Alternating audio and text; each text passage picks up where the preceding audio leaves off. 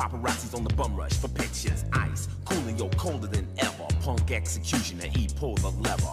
I'm doing everything I did when I was 25. So people are like, Ice, you're out on tour with LL, you're doing all this stuff. You're 65 years old. There's got to be a secret, you know? And I'm on a low stress diet. That's pretty much what I tell people. I got connected to Santa Fe because, you know, they have this trailer for it's called the Season. And it's set up to look like a horror movie and stuff. And my voice just matched it so well. Others think I'm harmless or that I'm gone for good. But I'm still here. And then during the process, they learned that, yeah, well, hey, I've been taking the flu shot for 24 years. I've been taking flu shots. I have never had a sick day since I've been on Law & Order SVU.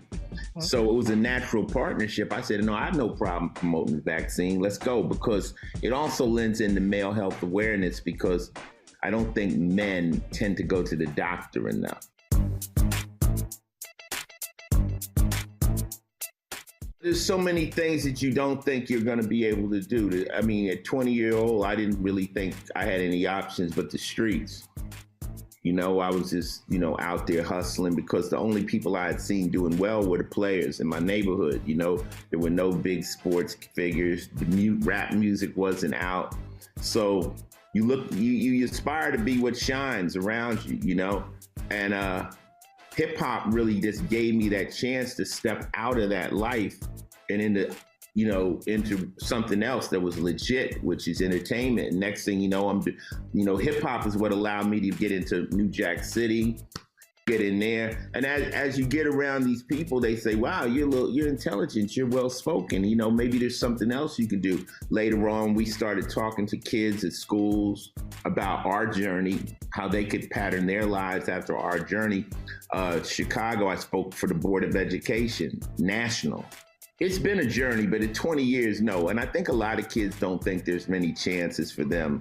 You know, they need to connect to, you know, they say role model, but you need to find somebody that's like yourself, that has made the journey you want, that you can connect to them. And I've been inspirational to a lot of kids from now, you know, coming from where I came from. Here I come, so you better break north as I stride my gold chains glide back and forth. I care nothing about you, and that's evident. All I love is my and dead president. People keep asking me, they say, what do you think hip hop is going? I think hip hop has a chance, and I think it's gone through its growing pains. And I think it's doing like anything else, it goes through a circle. And I think now, you know, you're going to start hearing, you know, more lyrics, more social commentary, different things, because hip hop can do so many different things. But 50 years, they told us it wasn't going to last. So I'm happy just to see it still going strong. I think forever, the culture of hip hop will be alive, because it didn't invent anything. It reinvented everything. Everybody's got a little hip hop in them, whether they like it or not.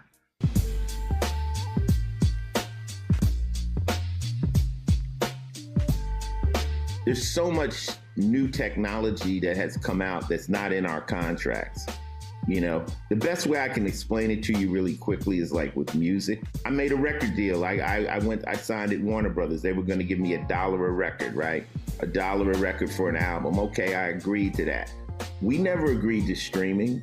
We never agreed that no one's buying the record no more. So now you put it on iTunes and people that have a subscription, and then the record label kind of just determines what they want to give us. So this is what's going on with this tech. Now, take that over to television. You've got streaming, you've got AI, you've got all these different new technologies, and it's not in the contract. People like myself that are actors, we might have a little money in the bank. We can survive it. You know what I'm saying? But there's people right now that are really hurting. But if the bigger actors don't stand with them, their voices will never be heard. So when we talk about a strike, they go, oh, well, you guys, everyone's rich. No. The people that work in that industry are just like normal people. They have jobs and they pay their bills with it. You know the movie stars, the few TV stars, but everybody, you got truck drivers, hairdressers, electricians. You have so many people that work in that industry, and they are not rich.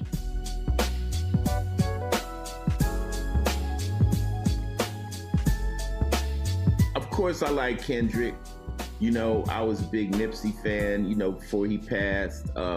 You know, I know the super rappers out there like J. Cole that can do it, but there's a lot of young hip artists out there. I'm working with a lot of new kids that haven't even come out yet that I keep my eyes more on the unheard artists like R.J. Payne and Merkham's. I got an artist, but I don't listen to the radio like that for hip hop nowadays. You know, I just kind of like stay in the studio with my artists.